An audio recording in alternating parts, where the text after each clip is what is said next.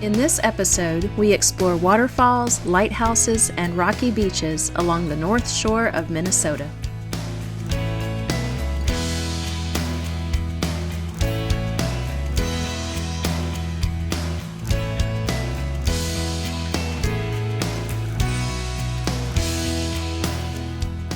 After leaving Grand Portage, we spent a few nights in the harbor town of Grand Marais.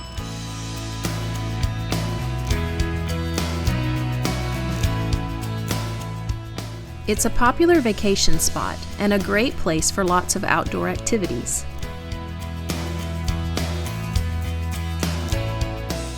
We're staying at the Marina campground, and it is huge. There are tons of people here. It's everything from tents to $600,000-$700,000 motorhomes. Yeah. It's everything. Kaylee wants to know what we're gonna film this morning. Where are we going? Donuts! One of Grand Marais' most popular places to eat is a place called World's Best Donuts, and with a name like that, we figured we gotta go try it out. Gotta try it. I mean, they're the world's best. I mean, they wouldn't lie, would they? No. They've been in business since 1969. They're still family owned, and apparently there's always a line out the door. So it's almost 8:30, so hopefully we're early enough this morning.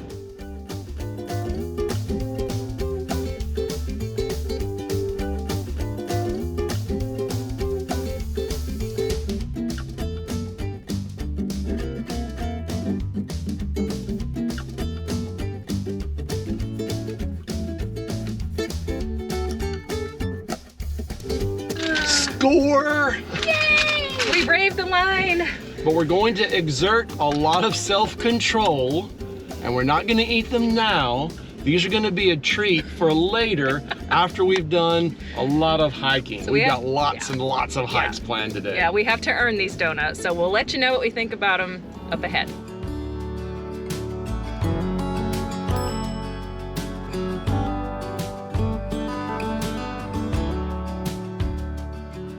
The Temperance River has carved its way through a deep gorge, creating stunning waterfalls.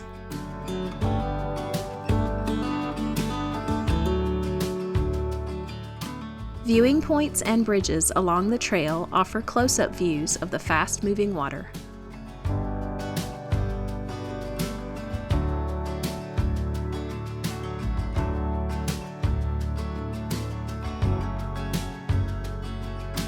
The gorge here is so cool with all this copper-tinged water running through it, just making the place roar, and it's really neat. Although I won't say it's cool because it's not. It's rather humid, wouldn't you say, Mommy? Again, why did I do my hair? I don't know. I'm just gonna wear a baseball cap the rest of the week. Yeah, the humidity is like 80% right now, and it's only like 75. It's not bad, but we are already sweating bullets. As you can tell from his glistening brow. It's not glistening, it's sweating. I am probably rank already, and it's not even 10 a.m. You know what? The good thing is we have full hookups, so we can unlimited showers. That's right.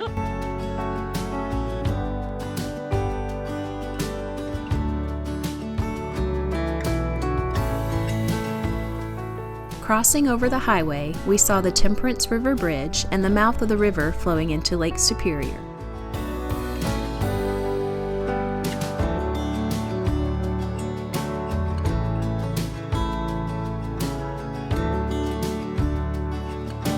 All right, unexpected pit stop. I had read about another bakery on the North Shore in a town called Schroeder. And even though we got our donuts this morning, you know, it's hot, it's muggy, we've hiked a good bit, I think we maybe have earned something else sweet.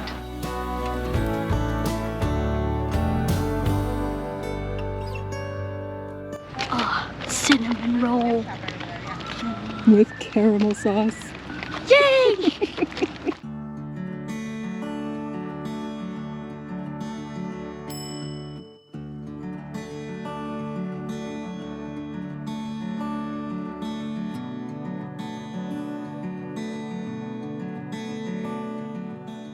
Sugarloaf Cove offers great views of the water and surrounding forest, and is a great place for a picnic and donuts. And I got a chocolate glazed cake donut with coconut. So kind of an Almond Joy thing, which is one of my favorite candy bars. So very good. I would have toasted the coconut though. I think that would take it next level. So is it the world's best donut? It's high up there.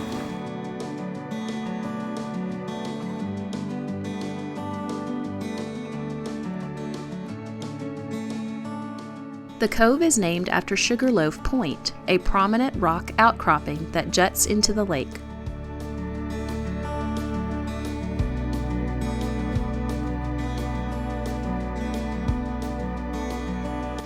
This looks like open ocean. Yeah, if you didn't know this was Lake Superior, you would swear you were at the ocean.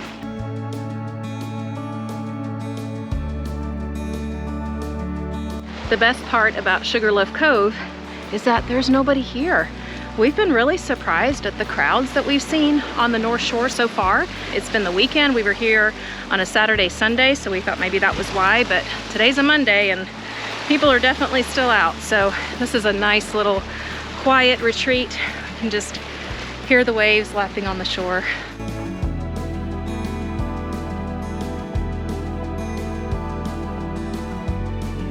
So you learn the most interesting things in the bathrooms in Minnesota. They had some signs hanging in there, and we learned that there is enough water in what? Lake Superior to cover North America and South America by up to 1 foot. foot of water. That's how much water is contained in the lake. Mind-boggling. Lake Superior contains 10% of the world's fresh water.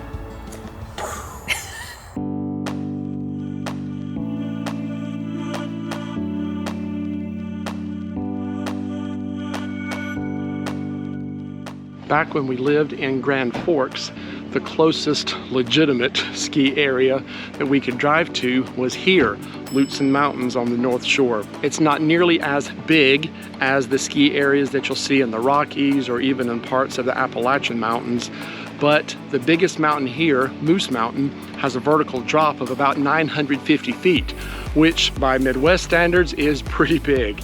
And it's fun. They have a lot of variety here, a lot of cool runs. And we just had a lot of fun being able to come out here and ski. We came out here with friends on several occasions. Like a lot of ski resorts, they're also big into all sorts of summer activities, but we're pretty tired. So I think we're just gonna slowly make our way back to Grand Marais and maybe chill out for the rest of the day.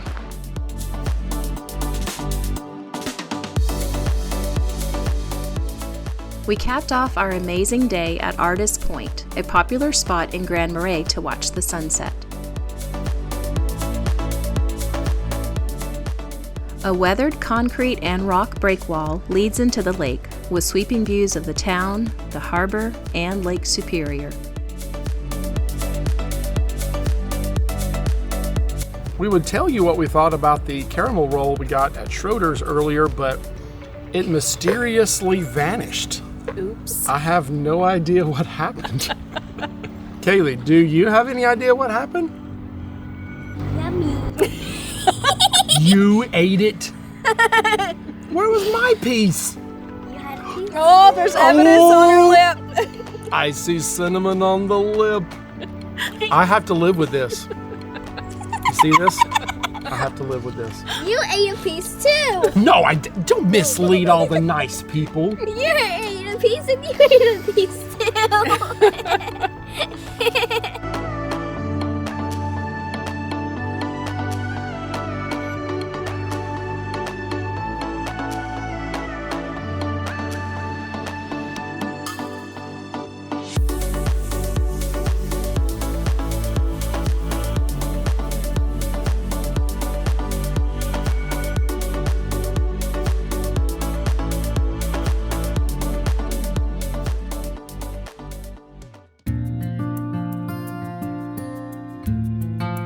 Back on the road.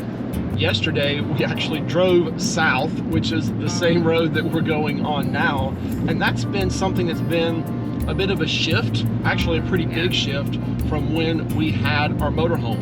When we were driving around with the motorhome and that was our only vehicle, we were taking it with us everywhere. Right. And most of the time, we didn't even have to backtrack. No, there was no backtracking. There was no because need to. You always, if you went down the road, you had your stuff with you. You could do stuff along the way, and then when you were done at the end of the day, you just stop and spend the night, and the next day do it again. With the fifth wheel, it's a lot more difficult because parking is more difficult. We're not as nimble, and so we have to just have kind of a home base for a few days and then branch out and do things during the day. So it does just involve a little bit more driving, but it's easier driving because we're not towing. It's all part of learning this new lifestyle, this new method of travel, and I don't know, our favorite part of all of this is that we get to meet so many interesting people. We camped next to a couple last night from Michigan, and we noticed their license plate was Michigan, so we started speaking to them about our trip and what we were planning, and they live in Frankenmuth, and they were just super sweet, and they just instantly fell in love with Kaylee, and she loved them, and of course their dog. And this morning we were getting ready to pull out of our campsite, and they waved us down, and she had a gift bag for Kaylee. What did you get, sweetie? Paints. She gave her a sketch pad with some watercolor paints, and that just touched us so much. That was so sweet. And they've already started watching some of our videos, and they're saying, yeah, we really enjoy them, and the production quality is good, and which is that really so encouraging for us. Yeah, that encourages us a lot. It's something we really appreciate because we do put a lot of time into these videos, especially editing. Just south of Schroeder is the Caribou Falls State Wayside, the trailhead leading to the falls.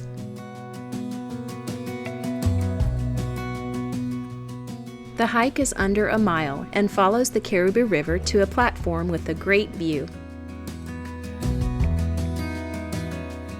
Stairs lead even closer to the base of the waterfall, which was thundering due to heavy rain the night before.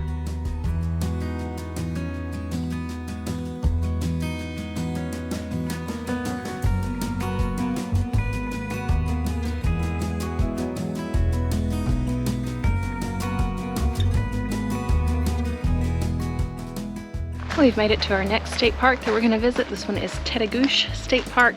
It's located about 3 or 4 miles north of where we're going to camp for the next 3 nights.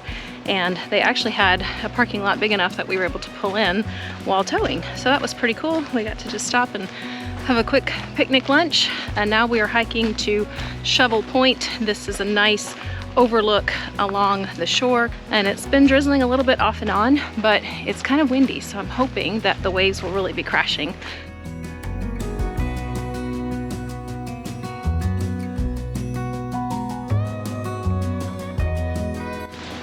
My handsome husband getting the shots. I don't know about handsome, but I'm sure trying to get the shots. They are everywhere out here, almost every corner that you come across. It's beautiful trees, and then you got the mountain ash red berries on the trees. They're really pretty right now. And you got these rocky points in the lake.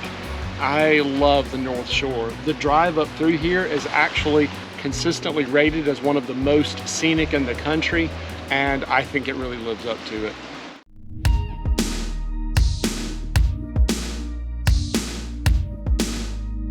Would you like a raspberry?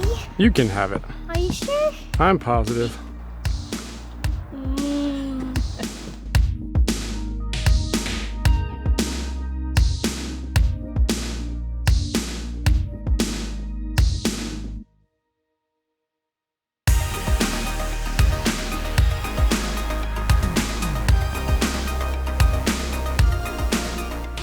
I would say this was worth the hike. This has been the most beautiful shoreline we have seen the entire week that we've been here. This really does showcase so much of what you can see in different little places all across the North Shore, but it's all packed in here.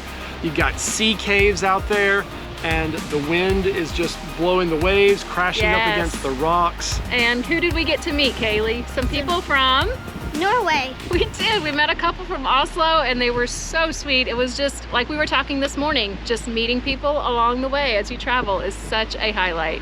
You just get to meet so many awesome people on the road. And Kaylee loves to meet everyone she can. Yes, she does. Our little social butterfly. Yes, she does.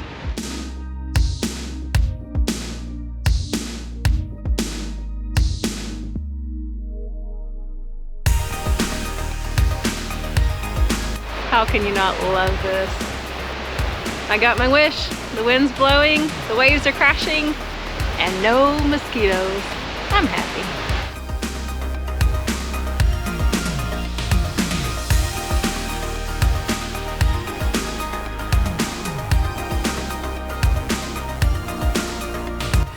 What's he doing, Kaylee? He's dancing. A dance. A strange, oddly gross dance. Looks like a slug. It does.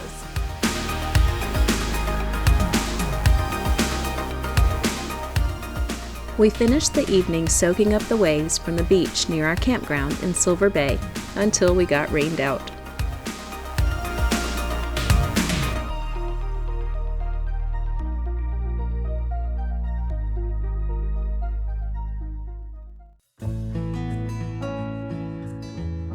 The most popular waterfalls on the North Shore are those at Gooseberry Falls State Park.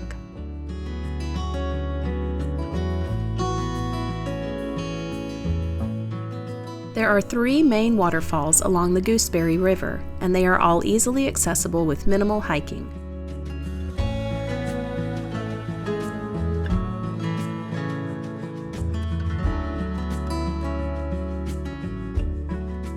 The waterfalls cascade over basalt cliffs, and the trails offer multiple viewpoints that allow you to get as close as you dare, safely, of course.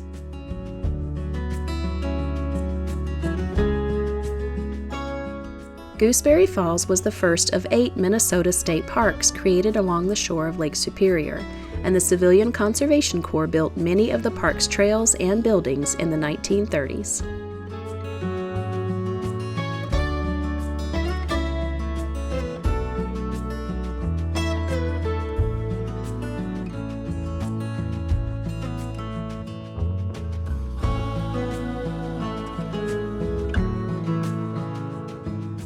A beautiful footbridge was completed in 2016 and allows visitors to cross the river safely and enjoy the falls from the opposite side.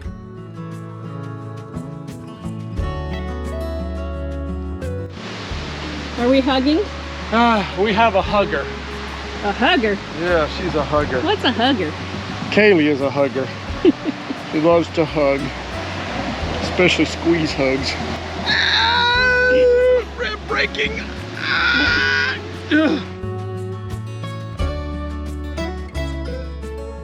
The Steel Arch Bridge is used by both vehicles traveling along the North Shore Highway, as well as hikers crossing the river at the state park.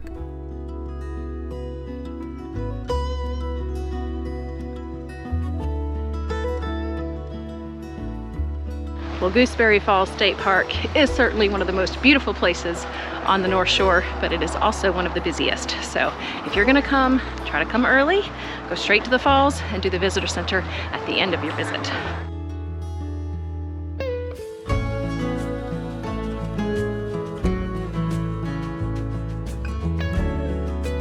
And the first thing Kaylee goes to is the stuffed animals.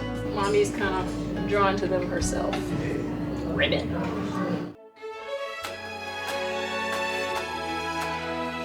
On most of our touring days, we take our lunch with us, and this rocky bay was a fantastic place to have a picnic as we watched the captivating waves crash along the shore.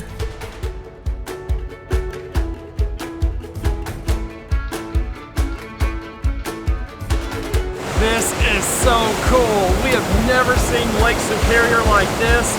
The wind has just made these waves huge, and I am very, very thankful that we are on dry land right now, because being out there on that water,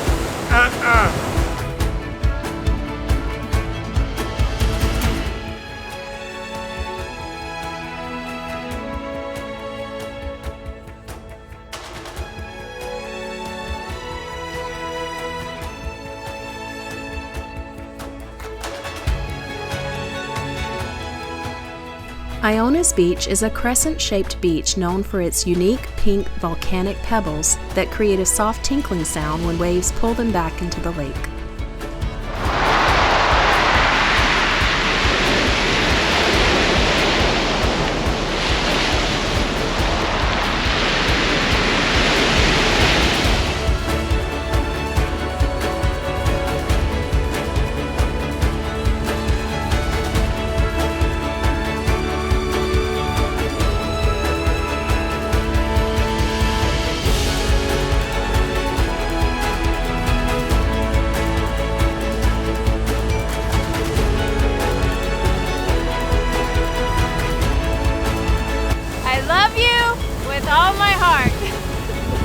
I love you with all my kidneys.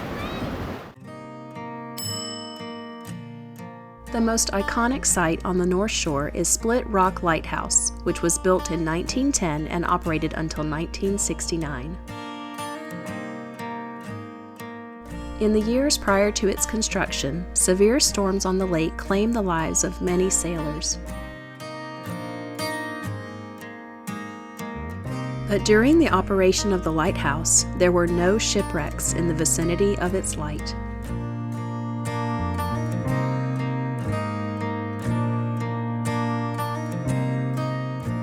Lighthouse keepers maintained the beacon, ensuring that it operated from dusk till dawn every night.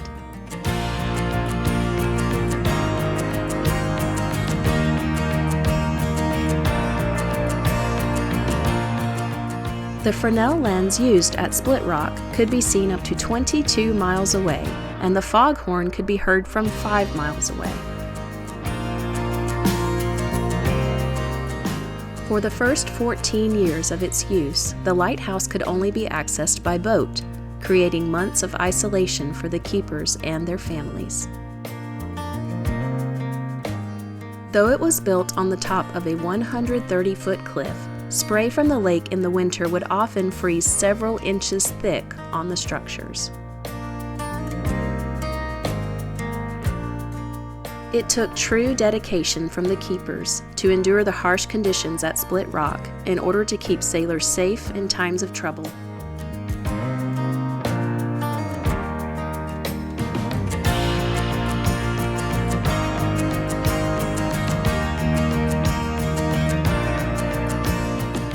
Join us down the road as we soak up the sunshine in Bayfield, Wisconsin, and visit our first national lakeshore. And until next time, enjoy your journey.